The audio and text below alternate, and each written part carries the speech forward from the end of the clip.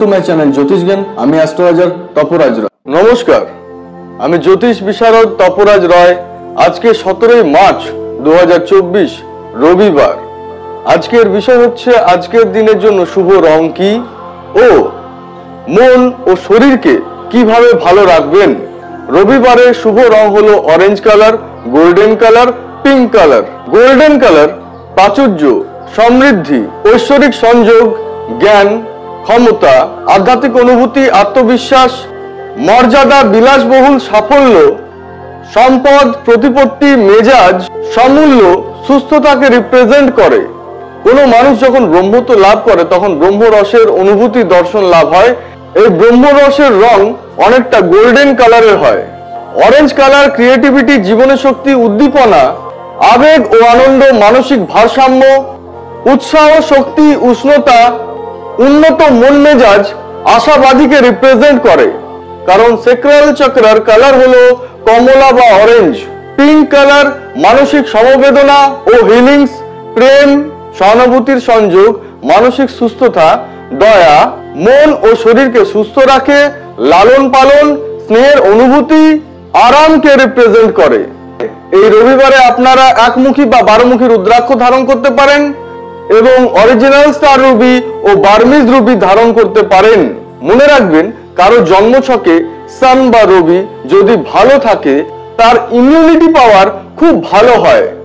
কারণ রবি জীবনী শক্তি বা আত্মশক্তির কারক গ্রহ। সূর্যের আলোতে আঁধার দূর হয়, তাই রবি গুপ্ত জিনিসকে প্রকাশ করে। রবি সম্মান বা রেসপেক্ট, গভর্নমেন্ট সেক্টরকে রিপ্রেজেন্ট করে। রবিবারের কারক গ্রহ হলো রবি। এরপর আপনারা জানতে পারবেন মন ও শরীরকে সুস্থ রাখার টোটকা।